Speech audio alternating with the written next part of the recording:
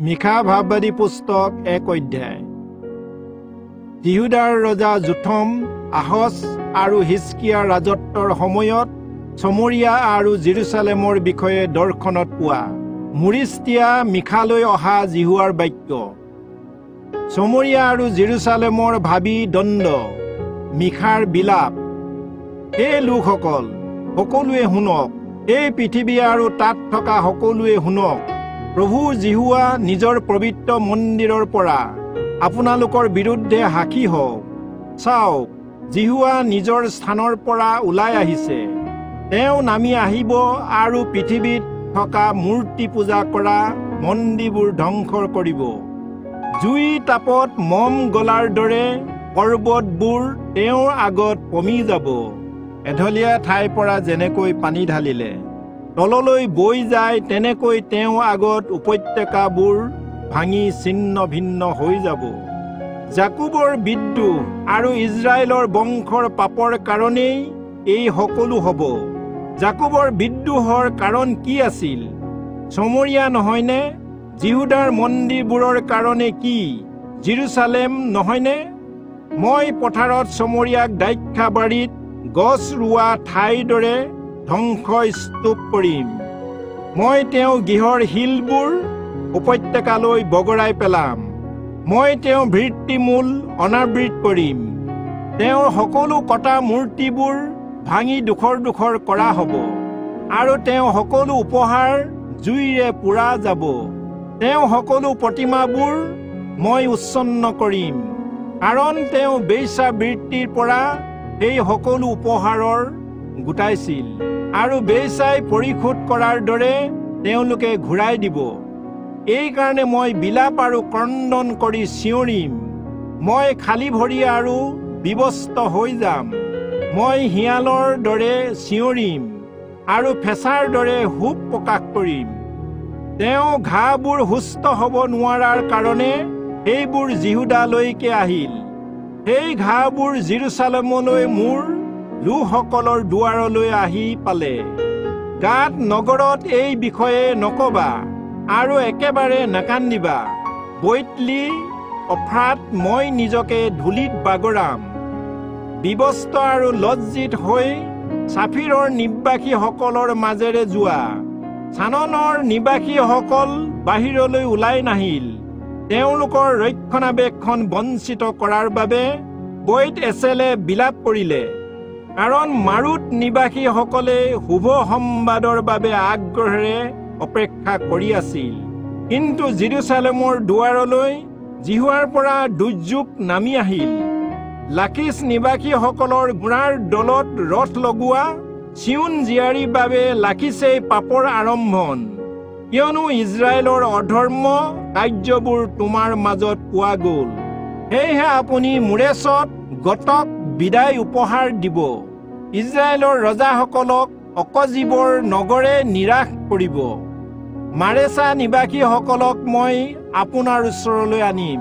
তাৰে এজনে আপোনাৰ অধিকাৰ ল'ব। ইজৰাইলৰ মুখ্য লোকসকল অদুল্লমৰ গুহালৈকে যাব। চুলি কাটক আৰু মূৰ খুৱাওক। যি সন্তানসকলৰ কাৰণে আপুনি আনন্দ কৰে, ঈগল চৰাইৰ দৰে নিজকে টপা কৰক, কাৰণ আপোনাৰ সন্তানসকল আপোনাৰ পৰা বহিষ্কৃত হ'ব। মিখা ভাৱবাদী পুস্তক 2 অধ্যায়। ইজৰাইলৰ প্ৰধান লোকসকলৰ পাপ, ইজৰাইলৰ পুনৰ স্থাপন। যিবোৰে নিজৰ নিজৰ শয্যাত অধৰ্ম কল্পনা কৰে আৰু কুকৰ্ম চিন্তা কৰে, তেওঁলোকৰ সন্তাপ হ'ব। ৰাতিপুৱাৰ পোহৰত তেওঁলোকে এইবোৰ কৰে, কাৰণ তেওঁলোকৰ ক্ষমতা আছে। তেওঁলোকে পথাৰলৈ লোভ কৰে আৰু সেইবোৰ কাঢ়ি লয়, আৰু তেওঁলোকে ঘৰবোৰলৈ লোভ কৰে আৰু সেইবোৰ দখল কৰি লয়। এইদৰে তেওঁলোকে মানুহ আৰু তেওঁলোকৰ ঘৰ, মানুহ আৰু তেওঁলোকৰ উত্তৰাধিকাৰীক অত্যাচাৰ কৰে। সেইকাৰণে জিহুৱাই এই কথা কৈছে, চোৱা, মই এই জাতিৰ বিৰুদ্ধে দুৰ্যোগ আনিম। সেই দুৰ্যোগৰ পৰা তোমালোকে নিজৰ ডিঙি গুচাব নোৱাৰিবা আৰু তোমালোক গৰ্বেৰে চলিব নোৱাৰিবা। কাৰণ এয়া অমংগলৰ সময়। সেইদিনা তোমাৰ শত্ৰুসকলে বিলাপ কৰি কন্দনেৰে তোমাৰ বিষয়ে এটি গীত গাব। তেওঁলোকে গাব, আমি ইজৰাইলসকল সম্পূৰ্ণৰূপে ধ্বংস হলো। জিহুৱাই মোৰ লোকসকলৰ অঞ্চল সলনি কৰিছে। তেওঁ ইয়াক মোৰ পৰা কেনেকৈ দূৰ কৰিব? বিদ্ৰোহীসকলক তেওঁ আমাৰ পথাৰবোৰ ভগাই দিছে। সেইবাবে জিহুৱাৰ সমাজত চিঠি খেলৰ দ্বাৰাই অঞ্চল ভাগ কৰিবলৈ ধনী লোকসকলৰ কোনো বংশধৰ নাথাকিব। ভাৱবাণী প্ৰচাৰ নকৰিবা, তেওঁলোকে কয়। তেওঁলোকে এইবোৰৰ বিষয়ে ভাৱবাণী প্ৰচাৰ কৰা উচিত নহয় আৰু নিন্দা অহা উচিত নহয়। জাকুবৰ বংশক প্ৰকৃততে এইদৰে কোৱা উচিত নে? জিহুৱাৰ আত্মা ক্ৰোধত আছেনে? এইবোৰ সঁচাই তেওঁৰ কাৰ্যনে?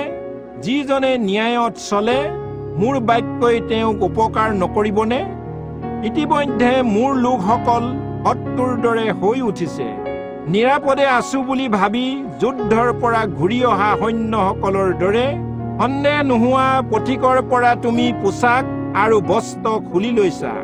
তোমালোকে মোৰ লোকসকলৰ মহিলাসকলক তেওঁলোকৰ আনন্দদায়ক ঘৰৰ পৰা খেদি দিছা। তুমি তেওঁলোকৰ তৰুণ সন্তানসকলৰ পৰা মোৰ আশীৰ্বাদ চিৰকাললৈকে কাঢ়ি লৈছা। উঠা আৰু এই ঠাই এৰি যোৱা। অসুচিতাৰ কাৰণে এই ঠাই তোমালোক থাকিবৰ বাবে নহয়, ইয়াক সম্পূৰ্ণৰূপে ধ্বংস কৰা হ'ব। মিথ্যা আত্মা আৰু মিছা কথাৰে কোনো এজনে যদি তোমাৰ ওচৰলৈ আহি কয়, মই দ্ৰাক্ষাৰস আৰু সুৰাপানৰ বিষয়ে তোমাৰ আগত ভাৱবাণী প্ৰচাৰ কৰিম, তেনেহলে তেওঁক এই লোকসকলৰ কাৰণে ভাৱবাদী হ'বলৈ বিবেচনা কৰা হ'ব। হে জাকুব, মই নিশ্চয় তোমাৰ সকলো লোকক সমবেত কৰিম। মই নিশ্চয় ইজৰাইলৰ অৱশিষ্ট ভাগক একগোট কৰিম। গড়ালত থকা মেৰ চাকবোৰৰ দৰে আৰু চৰণীয়া পথাৰৰ মাজত থকা এজাক পশুৰ দৰে মই তেওঁলোকক একত্ৰিত কৰিম। অধিক লোক হোৱাৰ কাৰণে তাত কোলাহলপূৰ্ণ শব্দ হ'ব। কোনো এজনে তেওঁলোকৰ বাবে বাট ভাঙি উলিয়াবলৈ তেওঁলোকৰ আগে আগে যাব। তেওঁলোকে দুৱাৰ ভাঙিব আৰু দুৱাৰৰ মাজেৰে বাহিৰ ওলাই যাব। তেওঁলোকৰ ৰজা তেওঁলোকৰ আগেৰে ওলাই যাব। জিহুৱা তেওঁলোকৰ আগধৰোতা হ'ব। মিখা ভাৱবাদী পুস্তক ৩ অধ্যায়। মই কলো, জাকুবৰ মুখ্য লোকসকল আৰু ইজৰাইলৰ বংশৰ শাসনকৰ্তাসকল, এতিয়া শুনা। ন্যায় বুজি পোৱাটো তোমালোকৰ বাবে উচিত নহয়নে? তোমালোকৰ যিসকলে ভাল কৰ্ম ঘিণ কৰে আৰু পাপক ভাল পায়, তেওঁলোকৰ তোমালোকে ছাল বখলিয়াবা আৰু তেওঁলোকৰ হাড়ৰ পৰা মাংস এৰুৱাবা। তোমালোকে মোৰ লোকসকলৰ মাংসও খোৱা। তোমালোকে মোৰ লোকসকলৰো ছাল বখলিওৱা। তেওঁলোকৰ হাড় ভাঙা, পাত্ৰৰ বাবে মাংস আৰু কেৰাহীত দিয়া মাংসৰ দৰে তোমালোকে তেওঁলোকক টুকুৰা টুকুৰ কৰা আৰু খোৱা। তেতিয়া শাসনকৰ্তাসকলে জিহুৱাৰ আগত কাটৰোক্তি কৰিব, কিন্তু তেওঁ তোমালোকক উত্তৰ নিদিব। এই সময়ত তেওঁ তোমালোকৰ পৰা মুখ লুকুৱাব, কাৰণ তোমালোকে পাপ কৰ্ম কৰিছা। ভাৱবাদীসকলৰ বিষয়ে জিহুৱাই এইদৰে কৈছে, মোৰ লোকসকলক কোনে ভ্ৰান্ত কৰে? যিসকলে তোমালোকক আহাৰ খুৱাই তেওঁলোকৰ বাবে তেওঁলোকে ঘোষণা কৰে, তাত উন্নতি হ'ব। কিন্তু যিসকলে নিজৰ মুখত একো নলয়, তেওঁলোকৰ বাবে তেওঁলোকে তেওঁলোকৰ বিৰুদ্ধে যুদ্ধ ঘোষণা কৰে। সেইকাৰণে কোনো দৰ্শন নোহোৱাকৈ তোমালোকলৈ ৰাতি হ'ব আৰু তোমালোকে ভৱিষ্যত গণনা কৰিব নোৱাৰাকৈ তোমালোকলৈ আন্ধাৰ হ'ব।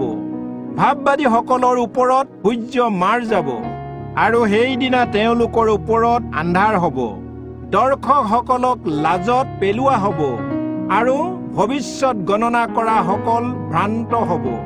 তেওঁলোক সকলোৱে নিজৰ মুখ ঢাকিব, কাৰণ মোৰ পৰা তেওঁলোকলৈ একো উত্তৰ নাহিব। কিন্তু মোৰ ক্ষেত্ৰত জাকুবক তেওঁৰ অপৰাধ আৰু ইজৰাইলক তেওঁ পাপৰ ঘোষণা কৰিবলৈ মই জিহুৱাৰ আত্মাৰ দ্বাৰাই শক্তি, ন্যায় বিচাৰ আৰু পৰাক্ৰমেৰে পৰিপূৰ্ণ। সকলো সৎকৰ্মত বিপথে যোৱা আৰু ন্যায় ঘৃণা কৰা এই জাকোবৰ বংশ মুখ্য লোকসকল আৰু ইজৰাইল বংশৰ শাসনকৰ্তাসকল, এতিয়া এই কথা শুনা। তোমালোকে ৰক্তপাতেৰে চিউন আৰু পাপেৰে জেৰুজালেম নিৰ্মাণ কৰিলা। তোমালোকৰ মুখ্য লোকসকলে উৎকোচৰ বাবে বিচাৰ কৰে। তোমালোকৰ পুৰোহিতসকলে মূল্যৰ বাবে শিক্ষা দিয়ে আৰু তোমালোকৰ ভাৱবাদীসকলে ধনৰ বাবে ভৱিষ্যৎবাণী কৰে। তথাপি তোমালোকে জিহুৱাৰ ওপৰত ভৰসা কৰি কোৱা, জিহুৱা আমাৰ লগত নাইনে? কোনো আপদ আমালৈ নাহিব। এই হেতুকে তোমালোকৰ কাৰণে পথাৰ চহোৱাৰ দৰে চিউনক চহোৱা হ'ব, জেৰুজালেম ধ্বংসস্তূপ হ'ব আৰু মন্দিৰ থকা পাহাৰ জংঘলৰ দৰে হ'ব। মিখা ভাৱবাদী পুস্তক 4 অধ্যায়। ইজৰাইলৰ ভাবি মংগল। কিন্তু আহি থকা দিনত এইদৰে ঘটিব, জিহুৱাৰ গৃহ থকা পৰ্বতটো আন পৰ্বতবোৰৰ ওপৰত স্থাপন কৰা হ'ব। এই গৃহটি পাহাৰবোৰতকৈও উচ্চ কৰা হ'ব আৰু লোকসকল সোঁত গোৱা দি তালৈ যাব। অনেক দেশৰ লোক যাব আৰু ক'ব, আহা, আমি জিহুৱাৰ পৰ্বতটোলৈ উঠো হওক আৰু জাকোবৰ ঈশ্বৰৰ গৃহলৈ যাওঁ হওক। তেওঁ আমাক তেওঁ পথৰ বিষয়ে শিক্ষা দিব আৰু আমি তেওঁ পথত চলিম। কিয়নো চিউনৰ পৰা বিধান আৰু জেৰুজালেমৰ পৰা জিহুৱাৰ বাক্য বাহিৰ ওলাব।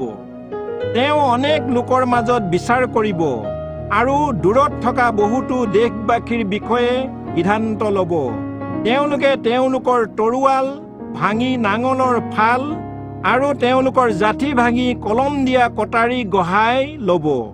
এটা দেশে আন দেশৰ বিৰুদ্ধে তৰোৱাল নাদাঙিব অথবা তেওঁলোকে যুদ্ধ বিদ্যা পুনৰ নিশিকিব। তাৰ পৰিৱৰ্তে প্ৰতিজন লোকে দ্ৰাক্ষাবাৰীয়া আৰু ডিমৰু গছৰ তলত বহিব। কোনেও তেওঁলোকক ভয় খুৱাব নোৱাৰিব, কাৰণ বাহিনীসকলৰ জিহুৱাই নিজৰ মুখেৰে এই কথা কৈছিল। কাৰণ সকলো লোকে নিজৰ নিজৰ দেৱতাৰ নামেৰে চলে, কিন্তু আমি চিৰকাললৈকে আমাৰ ঈশ্বৰ জিহুৱাৰ নামেৰে চলিম। জিহুৱাই কৈছে, সেইদিনা মই যিসকলক দুৰ্দশাগ্ৰস্ত কৰিছিলো, সেই পংগুসকলক মই একগোট কৰিম আৰু অনুন্নত লোকসকলক একত্ৰিত কৰিম। মই পংগুক অৱশিষ্ট কৰি ৰাখিম আৰু যিজনক দূৰ কৰা হৈছিল তেওঁক এক বলৱান জাতি কৰিম। আৰু মই জিহুৱাই এতিয়াৰ পৰা চিৰকাললৈকে চিউনৰ পৰ্বতত তেওঁলোকৰ ওপৰত ৰাজত্ব কৰিম। তোমালোকে পশুৰ জাকৰ বাবে পহৰা দিয়া দুৰ্গ আৰু তোমালোকলৈ চিউন জীয়াৰী পাহাৰ পূৰ্ব শাসন, জেৰুজালেমৰ জীয়ৰীৰ ৰাজ্য আহিব। এতিয়া কিয় তোমালোকে চিঞৰি কান্দিছা? প্ৰসৱ কৰাৰ মহিলাৰ দৰে তোমালোকৰ যে আকস্মিক বেদনা হৈছে। তোমালোকৰ মাজত কোনো ৰজা নাইনে? আৰু তোমালোকৰ পৰামৰ্শদাতা বিনষ্ট হ'লনে? চিউন জীয়ৰী, বেদনাৰ অনুভৱ কৰা। প্ৰসৱ কৰিবলৈ লোৱা মহিলাৰ দৰে উৎপন্ন কৰিবলৈ পৰিশ্ৰম কৰা। কাৰণ তোমালোক এতিয়া নগৰৰ পৰা বাহিৰ ওলাই গৈ পথাৰত থাকিব লাগিব আৰু বাবিললৈ যাব লাগিব। সেই ঠাইতে তোমালোকে উদ্ধাৰ পাবা। সেই ঠাইতে জিহুৱাই তোমাৰ শত্ৰুৰ হাতৰ পৰা তোমাক মুক্ত কৰিব।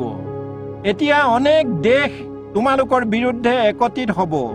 তেওঁলোকে কৈছে, তেওঁক কলুষিত হ'ব দিয়া, আমাৰ চকুক চিউনক আগ্ৰহেৰে চাব দিয়া। ভাৱবাদীয়ে কৈছে, তেওঁলোকে জিহুৱাৰ কল্পনাবোৰ নাজানে, নাইবা তেওঁলোকে তেওঁৰ আঁচনিবোৰ নুবুজে। কাৰণ তেওঁ মৰণা মৰা ঠাইত ডাঙৰীৰ গোটোৱাৰ দৰে তেওঁলোকক গোটাইছে। জিহুৱাই কৈছে, হে চিউন জীয়ৰী, উঠা আৰু প্ৰহাৰ কৰা, কাৰণ মই তোমাৰ শিং লোহাৰ আৰু তোমাৰ খুৰা পিতলৰ কৰিম। তুমি অনেক লোকক মাৰি চূৰ্ণ কৰিবা। মই জিহুৱাই নিজৰ বাবে তেওঁলোকৰ অন্যায়ৰ সম্পত্তি উৎসৰ্গ কৰিম। তেওঁলোকৰ অধিকাৰ গোটেই পৃথিৱীৰ প্ৰভুৰ উদ্দেশ্যে উৎসৰ্গ কৰিম। মিখা ভাৱবাদী পুস্তক 5 অধ্যায়। জেৰুজালেমৰ লোকসকল, এতিয়া একলগ হৈ যুদ্ধলৈ শাৰী পাতি আহা। তোমালোকৰ নগৰৰ চাৰিওফালে এখন দেৱাল আছে, কিন্তু তেওঁলোকে ইজৰাইলৰ মুখ্য লোকসকলক লাঠিৰে গালত প্ৰহাৰ কৰিব। কিন্তু হে বেথলেহেমৰ ইফ্ৰাথা, জিহুদাৰ গোষ্ঠীবোৰৰ মাজত যদিও তোমালোক অতি ক্ষুদ্ৰ, তথাপিও ইজৰাইলক শাসন কৰিবলৈ তোমালোকৰ পৰাই এজন মোৰ ওচৰলৈ আহিব, সেইজনৰ আৰম্ভণি পূৰ্বকালৰ পৰা অনন্ত কাললৈকে। এই হেতুকে ঈশ্বৰে তেওঁলোকক ত্যাগ কৰিব, যেতিয়ালৈকে তেওঁ প্ৰসৱ বেদনাৰে সন্তান জন্ম নিদিব আৰু তেওঁ ভাইৰ অৱশিষ্ট লোকসকলক ইজৰাইলৰ লোকসকললৈ উলটি আহিব। জিহুৱাৰ শক্তিয়ে তেওঁ থিয় হ'ব আৰু তেওঁ পশুৰ জাক চৰাব। তেওঁলোকৰ ঈশ্বৰ জিহুৱাৰ নামৰ মহিমাত তেওঁলোকে বাস কৰিব, কাৰণ তেওঁ পৃথিৱীৰ শেষলৈকে মহান হ'ব। তেওঁৱে আমাৰ শান্তি হ'ব। যেতিয়া অসুৰে আমাৰ দেশলৈ সোমাই আহিব আৰু আমাৰ দুৰ্গবোৰৰ সৈতে তেওঁলোকে দৃঢ়ভাৱে অগ্ৰগতি কৰিব, তেতিয়া আমি তেওঁলোকৰ বিৰুদ্ধে 7জন মেৰ চাগ ৰখীয়া আৰু লোকসকলৰ ওপৰত 8জন মুখ্য লোকক তুলি ধৰিম। এই লোকসকলে তৰোৱালেৰে অসুৰ দেশ আৰু নিজৰ হাতৰ তৰোৱালেৰে নিম্মুদৰ দেশ শাসন কৰিব। যেতিয়া অসুৰে আমাৰ দেশত সোমাব আৰু আমাৰ সীমাৰ ভিতৰত খোজ দিব, তেতিয়া তেওঁ আমাক অসুৰৰ পৰা ৰক্ষা কৰিব।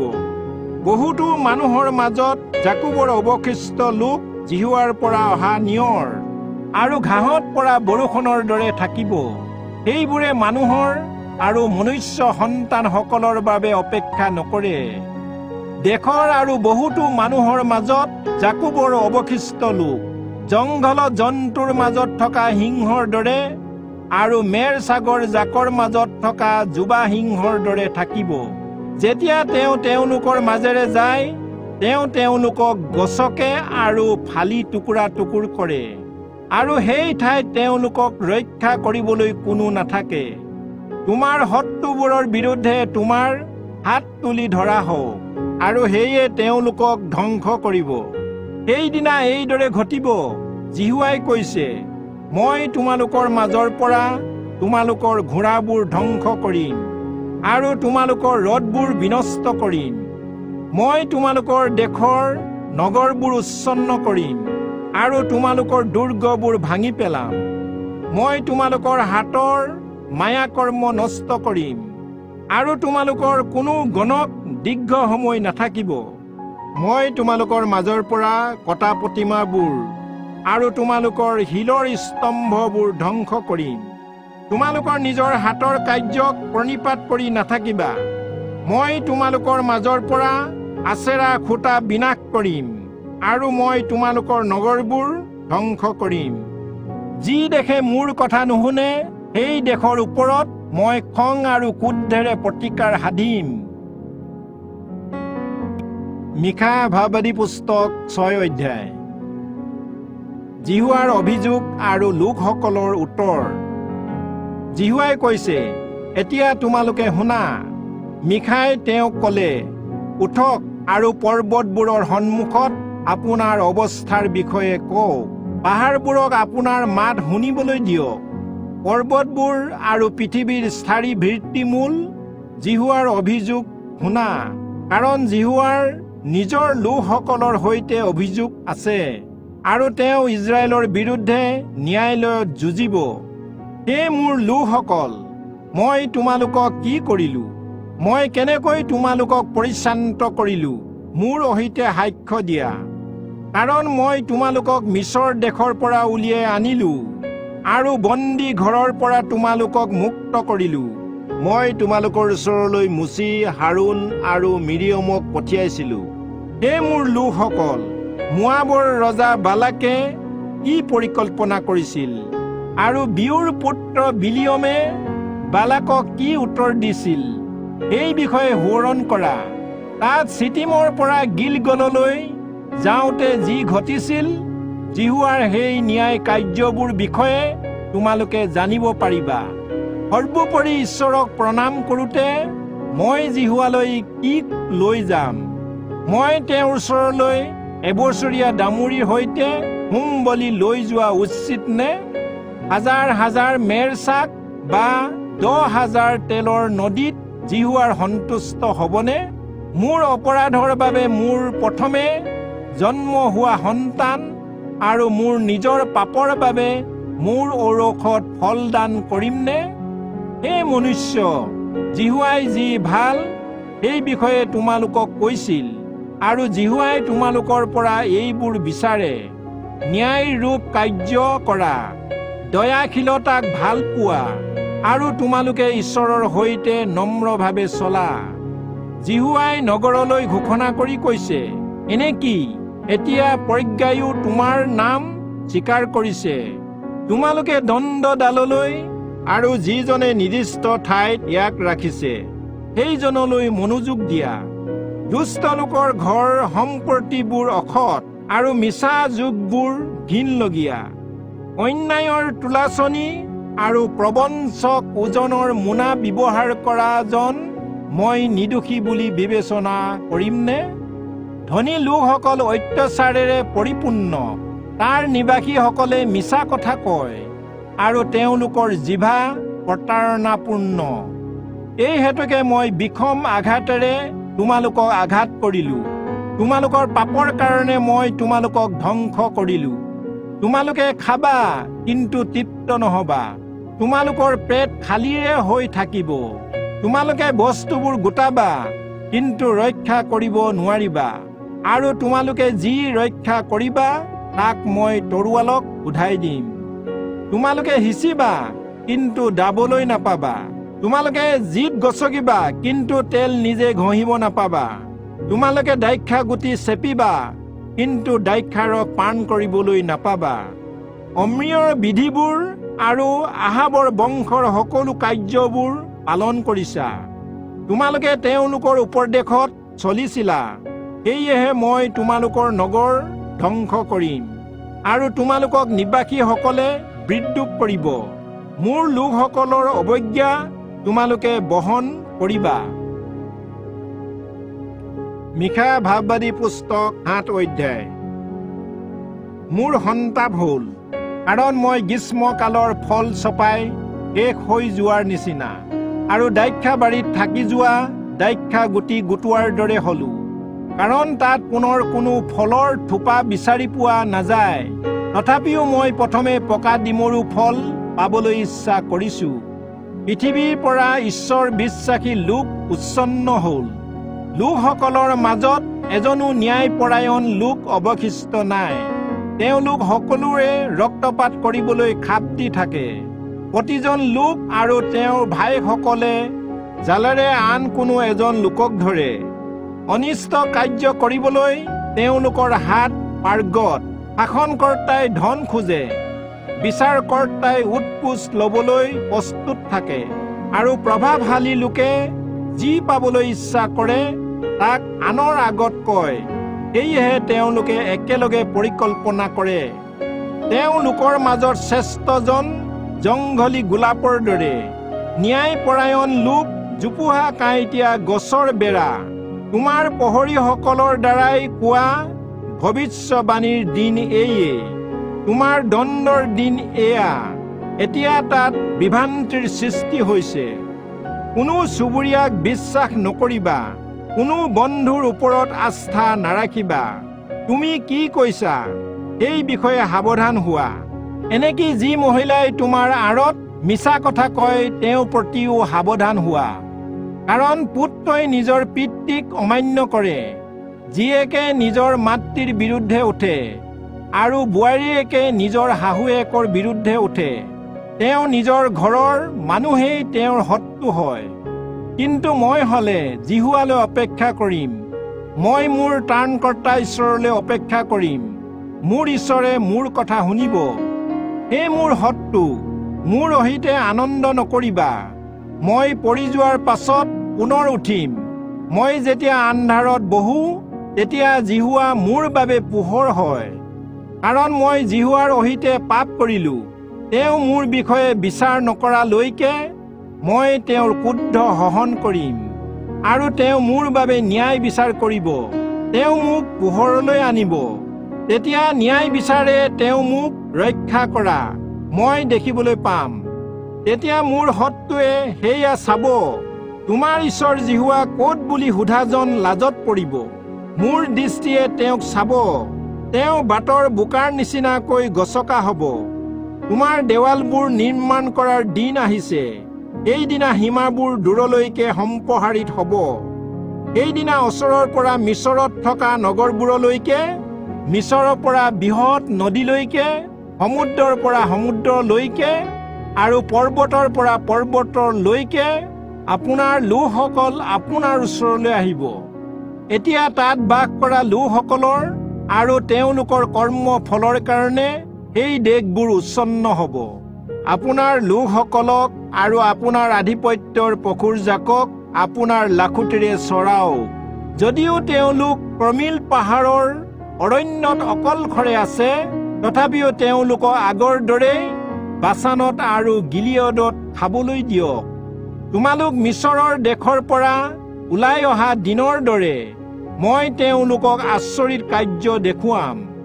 দেশবাসীয়ে সেই সকলো দেখিব আৰু নিজৰ সকলো পৰাক্ৰমৰ বিষয়ে লজ্জিত হ'ব। তেওঁলোকে তেওঁলোকৰ হাত মুখত দিব আৰু তেওঁলোকৰ কাণ কলা হ'ব। তেওঁলোকে সাপৰ দৰে ধূলি চেলেকিব আৰু পৃথিৱীত বগাই ফুৰা প্ৰাণীৰ দৰে তেওঁলোকে গুহাৰ পৰা ভয়েৰে বাহিৰ ওলাব। তেওঁলোকে ভয়েৰে আমাৰ ঈশ্বৰ জিহুৱাৰ ওচৰলৈ আহিব আৰু আপোনাৰ কাৰণে তেওঁলোকে ভয় কৰিব। পাপ ক্ষমা কৰা আৰু নিজৰ আধিপত্য অৱশিষ্ট ভাগৰ অপৰাধ এৰি দিয়া। এনে আপোনাৰ দৰে ঈশ্বৰ কোন আছে? আপুনি আপোনাৰ ক্ৰোধ চিৰকাললৈকে ধৰি নাৰাখে, কাৰণ আপুনি আপোনাৰ নিৰ্ভৰযোগ্য চুক্তি আমাক দেখুৱাবলৈ ভাল পায়। আপুনি পুনৰ আমাক দয়া কৰিব। আমাৰ অপৰাধবোৰ আপোনাৰ ভৰিৰে গছকিব। আপুনি আমাৰ সকলো পাপ গভীৰ সমুদ্ৰত পেলাই দিব। যিদৰে আপুনি অনাদিকালত আমাৰ পূৰ্বপুৰুষসকলৰ আগত শপত কৰিছিল, সেইদৰে আপুনি জাকবলৈ সত্যতা আৰু অব্ৰাহামলৈ বিশ্বস্ততাৰ চুক্তি দেখুৱাব।